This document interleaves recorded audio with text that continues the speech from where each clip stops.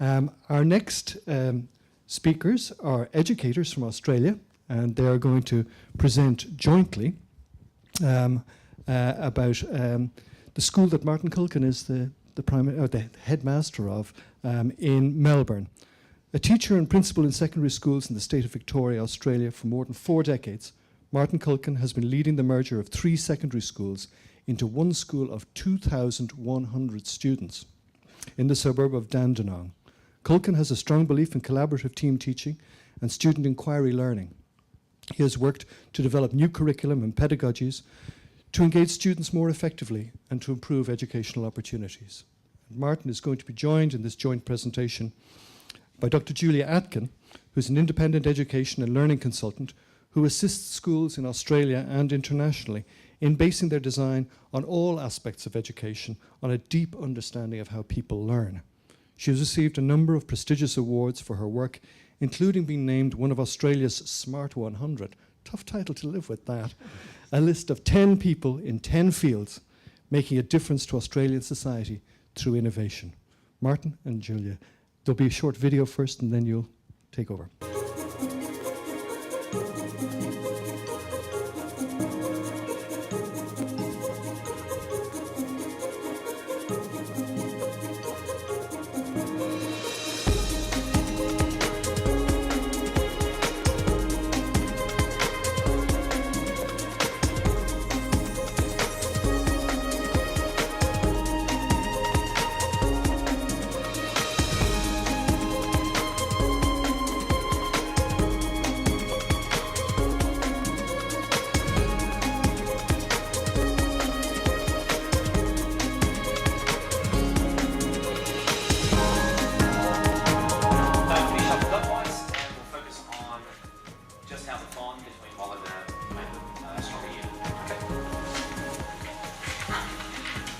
Dandenong High School is made up of 2,000 students and over 200 staff. We're divided up into 7 houses and we have schools within the schools. So there's a head of each house and there's sort of like the honorary principal of each of those houses. It's a fresh, dynamic, interesting way of teaching where the students are inspired by the innovative techniques that we have, like team teaching, use of technology, all that type of stuff. It's an exciting and dynamic place to teach. Hello, I'm Martin Culkin. I'm the principal here at Dandenong High School, a school that I've been at in its 2 forms since 2000. The period of the post-merger of the 3 schools from 2000 has been a most exciting time in our development, as we've shaped up a new school of over 2,000 students in a community of learners which comes from 67 different language backgrounds in an environment in Melbourne, which is a very poor part of our city. Our work has been focused around producing a model, a new curriculum, a new approach to pedagogy that is driving forward to engage students in a better way in their learning, with a view to them having the opportunity to direct their own learning, for the learning to be personalised, and for the learning to take place in a purpose-built environment. I really love what's happening to the school the last few years. It's become a really dynamic school. It's great to see the young people really learning and enjoying their learning. It's all designed around outcomes for the young people. Hi, I'm Jasmine, and my photo was accepted into the National Gallery of Australia. Hi, I'm Iman, and I won the Australian Taekwondo Championship in Canberra. I'm Islina, and I play the lead role in the school play Medea. Hi, my name is Andrew and I'm one of the school captains here at Dandenong High School for 2011. Our new learning spaces are innovative, they're inspiring and they reflect 21st century learning. This school provides outstanding opportunities for all its students. Dandenong High School is a multicultural school that reflects the diversity of Australia.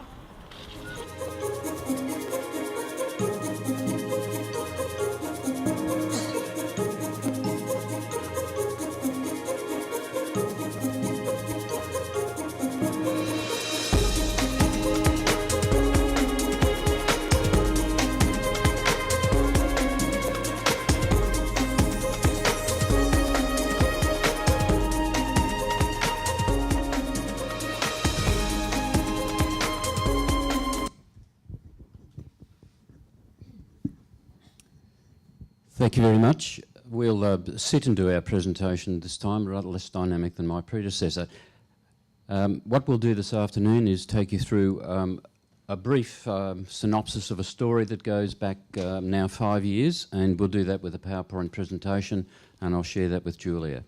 So if you could have that presentation. I wish to say from the start, though, I'm here representing a team of people that has worked on this project, along with Julia, our architect, and Mary Featherston, constitute that core team that have done this work over the time. I'm going to move quickly through some features of the experience that we've had to give you an impression of the detail of the work we've done. The early work goes back to 2005. It's a time that we ascertained a context, talked around a merger of 3 schools in a district, considered writing a rationale, early work in developing a vision and a purpose, making sure we honoured the history of the schools, and searching for ideas. Searching for ideas. 3 schools, very, very different schools, as different as you can possibly imagine. Not exactly close to each other, massively different in size, massively different in age. The scope for redevelopment was enormous. The potential, though, in gaining agreement, a very difficult task. The drivers for change. Some people say in the community the government told us to do things. The government did not tell us to do things. The evidence we had to direct our work was clear to us. The audit of curriculum showed that none of the schools were performing and offering a curriculum that was rich and diverse for the community, increasingly irrelevant in a community that's constantly changing. The pedagogy, the curriculum, the approaches to teaching and learning, significantly dated. Demographic studies, though, showed that we had a long-term enrolment, so the task was a soundly based task. There was also the possibility of a major capital works program. The area of Dandenong, very poor area of Melbourne, and an area that our government, our state government, had targeted for a major regeneration of the city.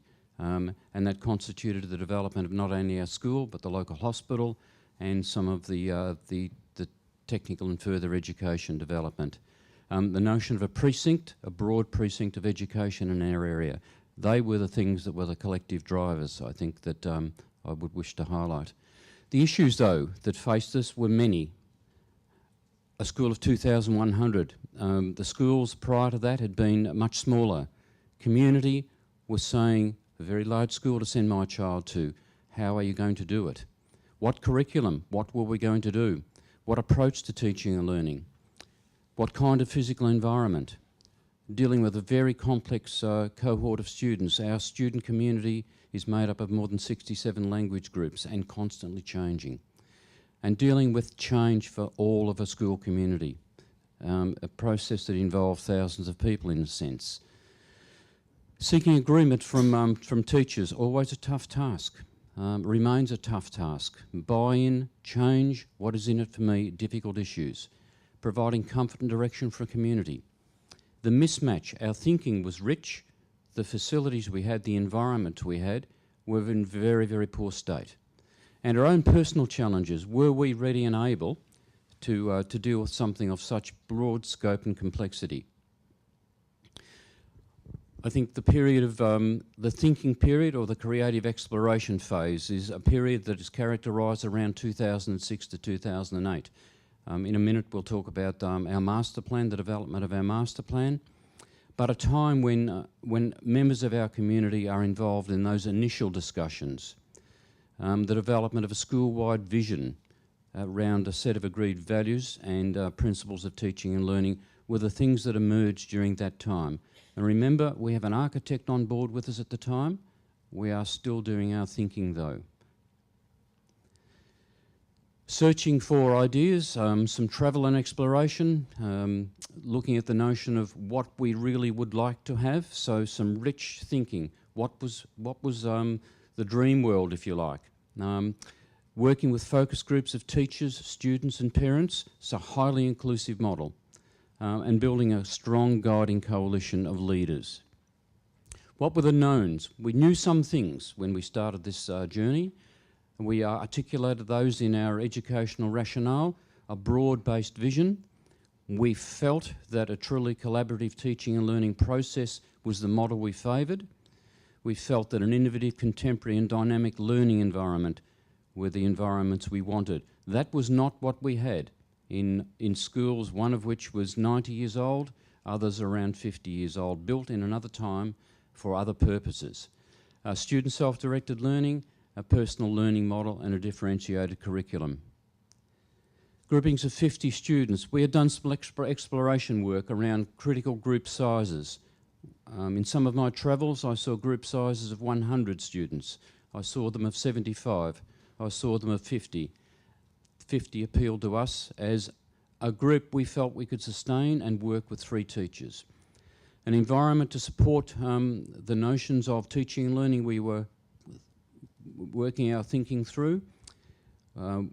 Learning centres, or schools within schools, is the acronym that's used. We'll talk more about that in a moment, but essentially places where 300 students would work and learn together in communities. Technology rich and a structure of strong student support. The schools within the schools model, the key principles of that, as I've said, 300 in total, 150 students per floor, double-storey buildings. Whole year cohorts of 50 students, so each learning centre, for example, in our model has 50 students from each of our 6 secondary school year level models. Integrated facilities, flexible, creative and purposeful spaces, and student and staff interface, so a student and staff presence or staff presence throughout. Our master plan, which is built across 2 sites, as you can see there, a cluster of learning centres at the bottom corner and further open spaces and further development at the top part of the diagram. Not all built yet, but in a process and mostly now funded and ready to start. Our key known, though, was that we wished to build on a notion that every student can learn, wants to learn, and that the whole school is structured to support that. That was not necessarily the thinking within the schools at the time. Certainly an action-based approach and a desire to encourage curiosity, lifelong learning, empowerment, independence and reflection. They were words at the time. What our task has been to make them actions. Investing in people, of course, the critical work of any change is the people. An understanding of the diversity of the people we were working with. The notion of a purposeful learning community. A classic change management process, and very evident at the start we could see the early adopters, the skeptics and the group that wouldn't have anything to do with it. Of course that has changed over time, but it's not a magic potion and it's not a perfect world by any means. Meeting people's needs, I think the period is characterised by the most heavy consultative period that I've ever been involved in. And I must stress, of course, one of the key characteristics is the development of our leadership capacity. Setting the negotiables and the non-negotiables, open-ended consultation is not an effective model. We knew that, and so it was bound up in we need to move on things. Ascertaining what we valued, focusing on the right work, and continuing with the explanatory voice. What are we trying to do here? What is the evidence? What is behind our direction? The final phase, final design phase and initial building phase happens around 2008, a highly pressured year for us. And we really firmed up our thinking into the creation of some learning spaces, but not without, because nobody had travelled this journey that we had embarked upon, not without us building a prototype in a relocatable building within our school grounds and trying things out. An imperative, though, from our department to move forward and very high levels of support. I must say, before I hand to Julia, that last dot point there, a period of personal reflection. I can vividly remember going to a meeting with Julia, Mary and Richard, our architect and our interior designer, at a house one afternoon, and I think it was the crisis of my career. I felt out of my depth. I felt that I was floundering. I felt the decision rested on my shoulders. I felt ill-equipped for the task. And I went home to my wife and said, I don't think I can do this work. I don't understand it well enough. It challenges my philosophy too much. But as you go through that sifting and sorting process, reaching that crisis, I suppose, is sometimes one of the peaks of your career. You recover from that initial feeling and you go forward knowing that you've got support and you've got ways forward. Wouldn't be the only time we faced those things in our career, but it was the toughest of them all. I'll hand to Julia. Thanks, Martin. Well, it's really interesting with Martin talking about his personal reflection and the crisis period, because there were probably two things that talked me into working with Dandenong, and it had been quite a while before we actually managed to get the meeting happening and getting together. And one of the things that convinced me, when I first heard of a school of 2,100 students, I thought, oh no, crowd control. And then when I heard that they had actually decided on a macro plan of a macro design of 7 houses of 300 students, I thought, thank heavens, this is a human-sized grouping, and it's something that could actually work. So that was the thing that convinced me that this was a school that had one of the basic premises correct, and that's where they were working from. The other one was, I guess, going back to Martin talking about his feeling of being in crisis.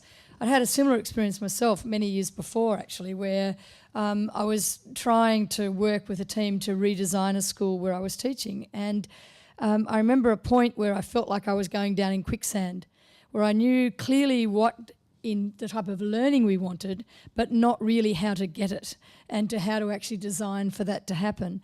And you're getting a clearer and clearer picture all the time, but there's nothing in front of you to help you imagine it. And so that at the time, and even with Dandenong, where the direction that they've taken, no clear images from somewhere else to actually do the work. And so what I'm going to do is, sorry, going the wrong way here, I'm going to do a little bit talking and trying to highlight what were the key challenges in the process side that I've helped with, and what are some of the key processes that have made the difference or have probably led to Dandenong's high success. And the biggest thing is that it's changing people. Actually, I think the building redesign and changing is actually the easiest part. Getting even an idea of what you want to do is the easy part. But when you're starting to change mental models for 21st century learning, you're actually talking about people changing. And they've got habits of lifetimes, and you're actually trying to get them to do something very differently in moving towards 21st century possibilities. There are no shortcuts. Quite often people will say, oh, we saw a model. In fact, they still, when they come to Dandenong to visit, they'll say, we want one of these. And what I would argue, wrong starting point, that there just are no shortcuts to getting people to do the thinking themselves. I call it capturing the hearts and minds and getting them to not reinvent the wheel, but to do the head and heart work that means that what they're designing is coming from within. It's something that they're driven for. And so co-creation is really one of the key principles, I guess, in the way that we've worked. And it's also driven from what you value for learning, and I'll talk a little bit more about that in a moment. At the point when the day we had the meeting where Martin talks about his big crisis, what had happened is we'd had a session with a development team who were ready to try and do the design work. And when we came together, I'd sort of said, okay, well, here's your big vision. You've got your educational rationale. So now just imagine a day in the life of the school. What's it like? What do you need? And what I went around from group to group to group, and I thought, oh my God. And it wasn't a negative comment about the people. It was just that they could not imagine what they hadn't sort of come across before. So, and what they kept doing was wanting to tinker with their old model. You know, we could just push this here or do that here, but they had no real way of imagining afresh. And so stimulating the educational imagination is a really key one. Rhetoric to reality, we'll come to that one as well. So let's look at one of the design challenge. And when I was doing the writing for the compendium, Alistair said to me, people see design principles, they'll think architectural design. I've stuck the word back in here in terms of design challenge because part of the work has actually been helping educators see themselves as designers, not simply planners, and not just planning to roll out a curriculum, but designing how they were going to work with it and so on. Because we're not about building a faster caterpillar, we're really about trying to allow a more beautiful butterfly to emerge. We're really talking about transformation. And transformation isn't a linear process. You really need to get the whole system, every aspect of the system had to be looked at, from leadership to teaching to learning to people changing to education, the nature of learning and teaching changing and so on. A linear plan's not appropriate because you never know what's going to happen. So you have to be totally responsive to the things that emerge as you go along and always driven by what it is that you think is important. Dialogue, not debate. a really readiness to listen to each other and hear the best of the thinking that any one person might be doing, and to allow something to emerge that's bigger than any one person could have come up with. And definitely not a competition. So key processes, I'm going to focus first on the educational key process and then turn more to the actual design key process in terms of how we came up with the spaces. Values and vision-driven development. That could be a lot of people talk about shared vision, shared values, etc. But really it's a key thing that I want to try and get at here is that in the industrial era, most of what people did in practice was imposed from the outside. If you think about the outside of those circles, and what people were asked to do in schools was very much an imposed message from someone outside them. And I guess my work's been trying to turn that around. Like I think it was some of Christian's writing that I read that the original practice of having 63 square metres on average for a classroom was, I don't know whether this was you, Christian, I think it was, and basically it was 1 metre squared for each student, 1.5 metres for the teacher, and 1.5 metres squared for the stove. And when you look at what's going on in schools still design, or the amount of space that's allowed for schools, that practice has gone on in an unthinking way. Kids have grown, we don't have a stove, teachers probably need more than that space. Anyway, but we keep on doing it because it's sort of almost like a embedded practice. So the work is really to ask the question, why? Well, why do it that way? And what is it we're really trying to achieve, and to really articulate the values and beliefs and to drive it from the inner out.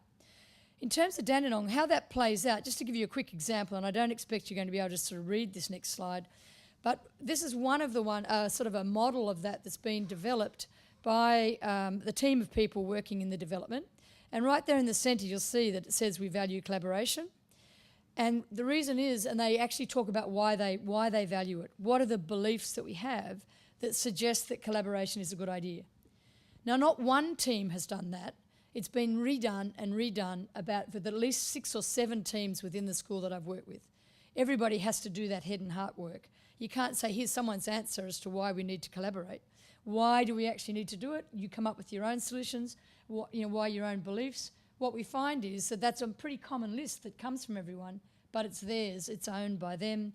And then when you come to do something in practice, the question is, all right, well, if we value collaboration and we actually, for these reasons, when you do that, are you actually achieving the things you say you value? And so if not, how do we change the practice? So they're learning principles that Martin's referred to are ones, and I love the spirit of learning that was in Takaharu's talk, and I guess that's the same thing we're aiming for in Dandenong. It's a free spirit of learning. And those are, again, the touchstones that people use in the actual design and what they're doing in the classroom, or in their class learning settings, I should call. In terms of the key processes, there's one really key design one that's come around in terms of the design of the learning settings and spaces. And again, it's an inside-out process, where beyond the simplicity of an open and flexible space that people talk a lot about, we sort of started to go from the inside out. How do you stop people just wanting to slightly tweak what they had? It was all about giving them a chance to think about all the different types of learning activities they wanted if they valued learning of a particular kind. And then how many of those settings do you need? Different settings, all the different types of ones we might have. How many of those do you need, and how many do you need to use at once? From that, then, how do we use the floor area we've got to integrate those spaces so they work together in a very purposeful way? And so that's really what came up. Could have easily been from the floor plan that we had for the 7 houses. That could easily just have been a number of the traditional egg carton classrooms. It's become a very different place by designing from the inside out. Look at the learning settings and then design what you need from there. Well, it looks like our time is going to be called here, Martin, but in terms of the building capability at every level is probably the where it is in 2011, but I think you have to see one thing or 2 things as a final thing as to what's actually happening and what's making the difference. And I will finish because I can see the sign down there, otherwise we'll get tossed off the stage, I'm sure. We've worked in this environment as a whole school only in 2011. We've worked in part during 2009, 2010. What I wanted to show you is some data because people ask me, well, how do you know it works? In Victorian schools, 3 surveys are administered each year, a staff survey, a parent survey and a student survey. That's an example in front of you of some staff data. I've been waiting for the third year of 3 to get some data. The arrows are indicative of the direction of improvement. I must say I'm very surprised with this. Julia assures me I shouldn't be, but across things like individual morale, school morale, etc., you can read those for yourselves. Across 16 different measures, we have some remarkable outcomes, I think, and we're very, very proud to see that, and I'm quite astounded that it's happened in such a short time. So, flicking through, we've got a remarkable environment, which you can see some of the pictures in the compendium anyway. So, I'll finish there, Shane. Thank you. A very rich and detailed presentation, and I can say that there is a more detailed essay about this school contained in the compendium, which Julia has teased out as one of a pair of case studies in her essay.